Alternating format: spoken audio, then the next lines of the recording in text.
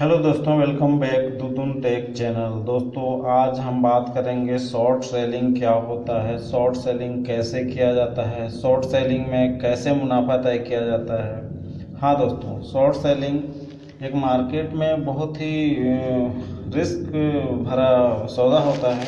Short selling में हम करते क्या है कि ज़्यादा में किसी स्टॉक को हम ज़्यादा में बेचते हैं और कम में खरीदते हैं, तो इसको हम शॉर्ट सेलिंग करते हैं। इसका नाम शॉर्ट सेलिंग होता है। शॉर्ट सेलिंग होता है दोस्तों, जैसे हम इंट्राडे में इसको यूज कर सकते हैं। जब आप करते क्या है दोस्तों, तो आप कंफर्म हो जाते हैं कि किसी स्टॉक का प्राइस नियत प्राइस से जब गिरने को होगा तो उसके पीछे कोई रीज़न होता है। या तो मार्केट में कुछ ऐसे भयानक न्यूज आ जाती है जिसके वजह से वो स्टॉक गिरने को तैयार हो जाता है, या रिजल्ट का सिलसिला सॉरी दोस्तों, या रिजल्ट उसका निगेटिव ट्रेंड में अगर दिखता हो तो आपको पता चलता है कि इसमें शॉर्ट सेल हम कर सकते हैं।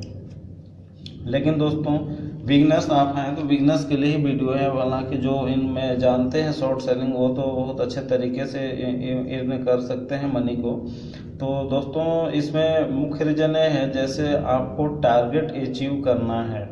जैसे आपने किसी भी प्रोडक्ट को 700 रुपये पे आप सेल आउट कर दिए, टारगेट आपको 500 रुपये में आना है, तो अपन क्या करेंगे, 500 रुपये में स्टॉप लॉस डाल करके हम उसको टारगेट अचीव करेंगे, और जो डिफरेंस है 200 रुपये का वो हमारा नेट प्रॉफिट होता है। तो इस तरह हम शॉर्ट सेल किसी भी स्टॉक को करके और अच्छा पैसा मुनाफा बना सकते हैं। लेकिन दोस्तों, रिस्की भी होता है। शॉर्ट सेल में रिस्क ये होता है कि अगर आपका जो ट्रेंड है पॉजिटिव के नेगेटिव के तुलना में, जो आपने तय किया है उसके तुलना में यदि पॉजिटिव ट्रेंड करने लगा, तो उस स्थिति में आपको नुकसान भी हो सकता है दोस्तों। इसलिए आपको ट्रेंड जाने पहचाने बिना शॉर्ट सेलिंग नहीं करना चाहिए। और वैसे दोस्तों, शॉर्ट सेलिंग करके अच्छा बड़ा मुनाफा बनाया जा सकता है। ये इंट्राडे में किया जाता है, सेम डे में खरीद बेचने में इसका काम होता है। जैसे आपने सेम डेट में खरीदा और सेम डेट में बेच दिया। पोजीशन बनाने के बाद आप इसको जितना क्वांटिटी आप इसमें सेल आउट करते हैं, सिर्फ उतना क्वांटिटी खरीद करके आपको स्टॉक ब्रोकरेज को देना पड़ता है।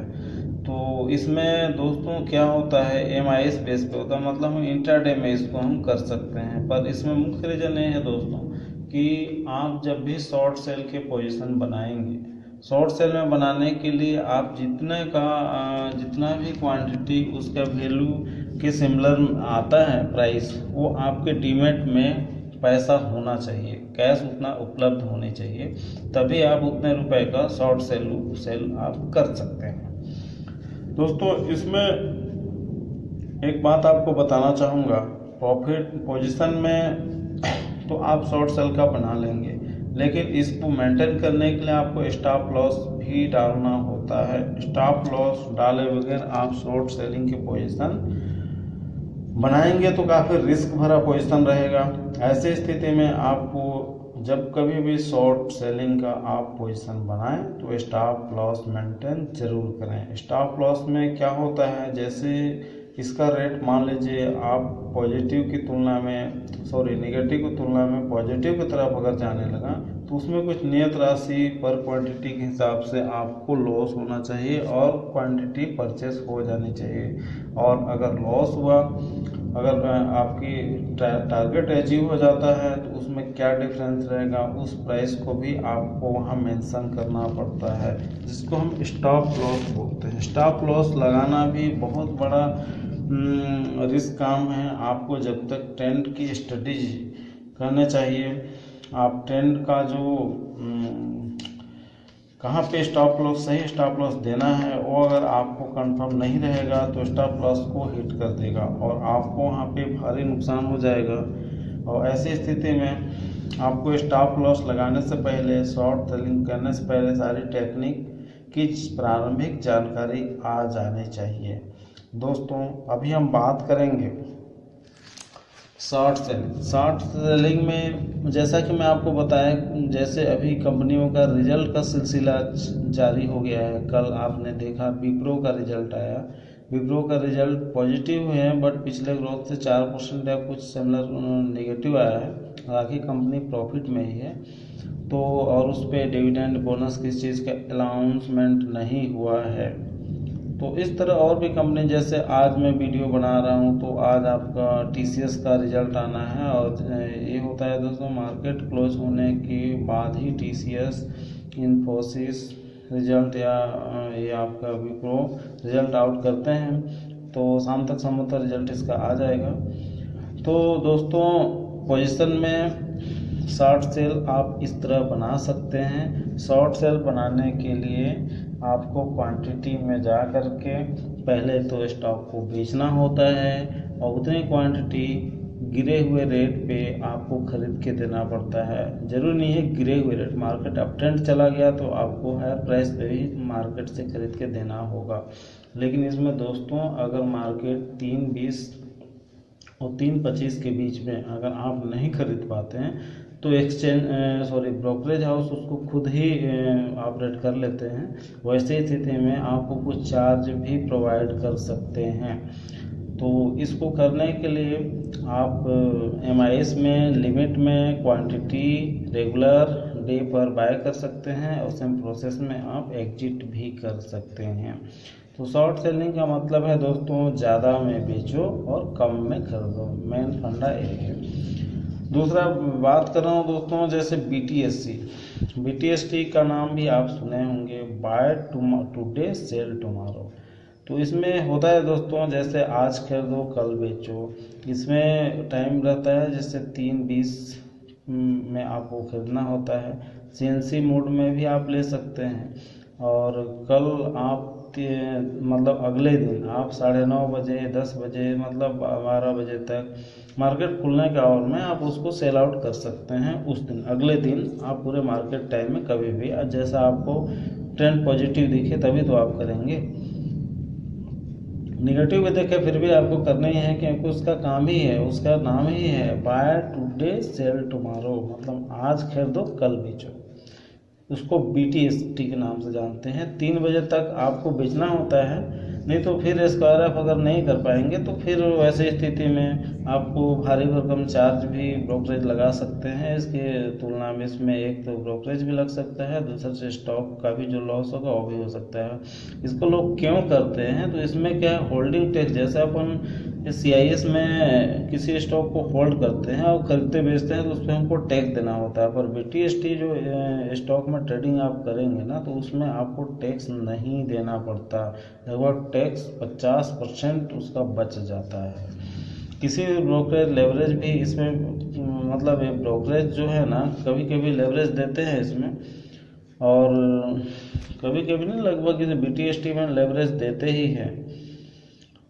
और उसके अगेंस्ट में वो आपसे इंटरेस्ट चार्ज भी करते हैं। स्टॉक आपके डीमेट में नहीं आता। इसमें ये होता है, जैसे आपने आज खरीदा कल बेचा, T+1-2 डेज जो स्टॉक में आने के लिए होता है ना, वो चीज़ उसमें टाइम लगता है। अगर NSE एक्सचेंज वाले उसको जब तक आपके डीमेट में नहीं पोस्टिंग कर देते हैं, उसके पहले ही आप बेच देते हैं, तो आपके होल्डिंग में वो नहीं आता, इसलिए आपको टैक्स नहीं लगता। इसका रीजन है रिस्क भरा सौदा तो है ही दोस्तों। दूसरा एक आप नाम सुने होंगे STBC। इसका फुल फॉर्म होता है sell today buy tomorrow, just opposite. पहले हमने बाय किया, अब हम सेल कर दिए। तो इसमें क्या होता है, शॉर्ट सेल से अलग होता है दोस्तों। इसमें आप कैश से नहीं कर सकते। इसमें आपको MIS में फ्यूचर में ये ऑर्डर कर सकते हैं, कैश में ये फैसिलिटी नहीं कर सकते हैं आप। इसके लिए जीरोधा भी अलाउ नहीं करता, और STBC इंडिया में भी फेमस नहीं है, लोग इसको नहीं करते हैं क्योंकि शॉर्ट सेल से बिल्कुल अलग होता है और इसकी प्रक्रिया भी थोड़ा अलग होता है। तो ज़्यादातर लोग अभी शॉर्ट सेल ही करते हैं, और कुछ लोगों को BTST स्कीम भी पसंद आता है, कुछ लोग फिर ऑप्शन में भी ट्रेडिंग करते हैं। तो ये एक शॉर्ट टिप रहा दोस्तों, शॉर्ट सेलिंग, फिर BTST क्या है, एसटीबीटी क्या है, इसके विषय में दोस्तों मैं आपको जानकारी दे दूँ। तो एक छोटा सा वीडियो दोस्तों, अभी क्या है, कंपनियों का रिजल्ट आना शुरू हो गया है। इसमें किसी कंपनी का रिजल्ट नेगेटिव आएगा, किसी कंपनी का पॉजिटिव आएगा। फोर्थ क्वार्टर का रिजल्ट अब जस्ट विप्रो से स्टार्ट हो गया, टीसीएस का है, अगले दिन 1-2 दिन बाद हो सकता है इन्फोसिस का होगा। तो इस तरह से अभी जो हम लोग का मार्केट है, आप इसका लाभ लेते हुए शॉर्ट सेल, ऑप्शन ट्रेडिंग जैसा भी आपको पसंद आए वैसा आप कर सकते हैं, क्योंकि जो आप मार्केट में जैसा जानकारी रखते हैं वैसा ट्रेडिंग आप कर सकते हैं, क्योंकि पैसा भी आपका होता है, समय भी आपका होता है। हम लोग केवल किसी न्यूज़ मीडिया को देख करके मार्केट का जो बिहेवियर चल रहा है उसको देख करके समझ के वीडियो डाल देते हैं, ताकि कुछ जो बिगनर्स बंधु हैं उनको देखने समझने में सुविधा हो। जैसे कि दोस्तों आज हम निफ्टी 50 में 9012.40 का जो अभी ट्रेंड मार्केट चल रहा है, टाइम है 2:08। मार्केट जो आज सिमिलर ही है, बहुत हायर बहुत लोअर नहीं है। इसमें कुछ स्टॉक आईसीआईसी बैंक लगभग 4.25% ग्रोथ है। आज का जो मार्केट है उसमें पावर ग्रिड देखो 4.25%, ये भी लगभग सिमिलर है, लगभग 6% वेदांता में है। तो इस तरह दोस्तों, और आईटी में जैसे एचसीएल टेक 4% गिरा हुआ है, इनफी लगभग 2% गिरा हुआ है टुडे जो प्राइस है, और टीसीएस का तो सिमिलर प्राइस है दोस्तों। जैसा कि मैं आपको दिखा रहा हूँ, नॉर्मल मार्केट का बिहेवियर आज चल रहा है दोस्तों। और इसके विषय में आपको कुछ न्यूज़ में दिखाना चाहता हूँ। न्यूज़ में क्या है, लॉगिन हो रहा है। जैसे कि अभी मैं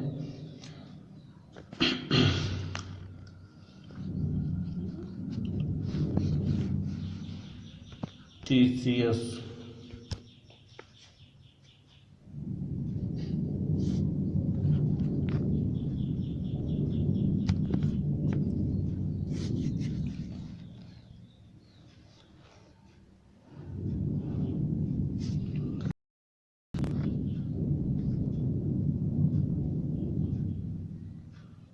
जैसे कि टीसीएस का फोर्थ क्वार्टर दोस्तों मार्केट में आज आना है, तो इसमें क्या टीसीएस अर्निंग प्रीव्यू कोविड-19 की वजह से इम्पैक्ट और डिमांड टॉप कस्टमर, इसका मेन हेडिंग है। ग्लोबल इफेक्ट ही पूरा है, तो हम टीसीएस का उम्मीद क्या कर सकते हैं, क्योंकि इनका जो रेवेन्यू जनरेट होता है वो यूएस मार्केट से इनको डॉलर के रूप में रेवेन्यू जाता है, ज़्यादा बिजनेस इनके यूएस में ही होते हैं। तो इस वजह से टीसीएस यूएस पूरा इफेक्टेड है कोविड-19 के इफेक्ट में। तो मार्केट क्या है दोस्तों, जैसे कि चाइना, सिंगापुर, जापान से higher percentage compared to PS 5-3% revenue जैसा। हेलो दोस्तों, एक विशेष न्यूज है, सेबी एक्शन में है। इस एक्शन का रीज़न क्या है दोस्तों, जैसे चाइना का जो यूएफबीआई एक संस्था है जो कहना चाहिए कस्टोडियन बैंक या फाइनेंशियल संस्था को ऑपरेट करते हैं, यूबीआई संस्था जो है वो इन्वेस्टिगेशन अपने से भी कर रही है उस पर, क्योंकि उसमें क्या रीज़न है, एफबीआई और एफआईए इंस्टीट्यूशन जो है इंडियन शेयर मार्केट में भारी भरकम इक्विटी इन्वेस्टमेंट करते हैं, उनका एक फिक्स मापदंड होना चाहिए जिसमें किसी विशेष अर्थव्यवस्था को किसी विशेष नुकसान ना पहुंचे।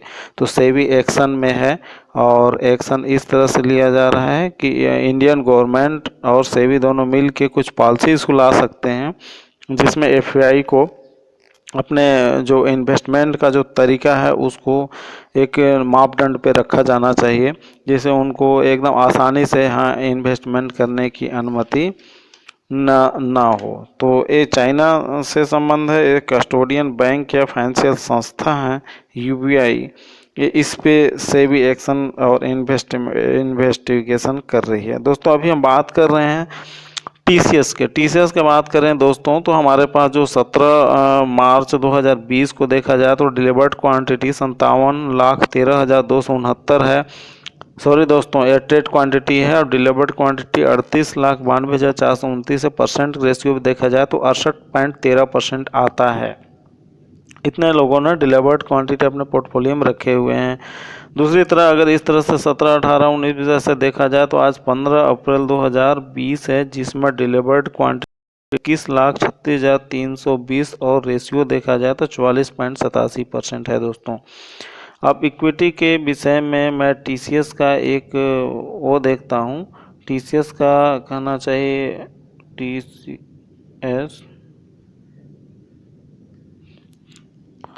टीसीएस का थोड़ा अभी तक का साइट पे गतिविधियां देखता हूं कि टीसीएस में हो क्या रहा है। दोस्तों टीसीएस जो है ना, प्रीवियस क्लोजिंग है 1735 रुपये का, ओपन हुआ है 1709 रुपये का।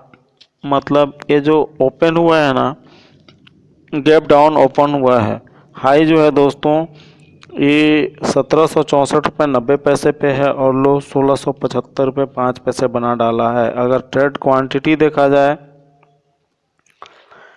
तो 3,89,740 क्वांटिटी अभी तक ऑर्डर बुक हो चुके हैं, बाय कर लिए गए हैं। 2,11,278 क्वांटिटी ये सेल आउट कर दिया गया है। इस तरह 16 अप्रैल 2020 तक का अभी तक का जो डाटा डिलीवर्ड है, 32% लोगों ने इसको डिलीवरी को बाय कर रखा है। और अब टीसीएस का अपन एक ऑप्शन चेन चार्ट पे आ जाते हैं दोस्तों। वहाँ टीसीएस का क्या गतिविधियाँ हैं उसको थोड़ा जानना चाहेंगे, इसका सपोर्ट और रेजिस्टेंस क्या है एक चार्ट ऑप्शन चेन के थ्रू। तो जैसा कि दोस्तों आपके सामने एनएससी के साइट पे ऑप्शन चेन का एक चार्ट मैंने लगा रखा है और ये ओपन हो रहा है दोस्तों। जैसा कि आपके सामने ऑप्शन चेन चार्ट खुल गया। इस एक्सपायरी डेट अभी जो मार्केट रन कर रहा है दोस्तों, ये 9,029 रुपये पे है स्ट्राइक प्राइस पे। 30 अप्रैल 2020 की स्थिति में अगर हम देखा जाए, मैं देखूं तो 1700 का जो इसका डाटा है, स्ट्राइक प्राइस 1700 में इसका जो वैल्यूम है 4,24,000, 5,89,250 ओपन इंटरेस्ट वैल्यू है। ट्रेड क्वांटिटी 6,878 का है। तो इस तरह दोस्तों इसका 1700 का लेवल महत्वपूर्ण लेवल है। और उससे पीछे जाएं तो एक सपोर्ट और दिख रहा है 1600 का। 1600 में भी वैल्यूम 1,23,750 का, ओपन इंटरेस्ट 2,20,250 का है और ट्रेड क्वांटिटी 2,900 का है। ये तो आपका पुट की स्थिति में है 30 अप्रैल के लिए। और कॉल की स्थिति में देखते हैं, मतलब 1700 से 1600 से 1700 का ये है। 1700 का लेवल तोड़ेगा तो 1600 का वो है। उससे नीचे तो तोड़ना मुश्किल है, 50-60 पॉइंट नीचे और जा भी सकता है, क्योंकि 1505 के पिछले 1-2 दिन में हाई बना लो इसने कर रखा है।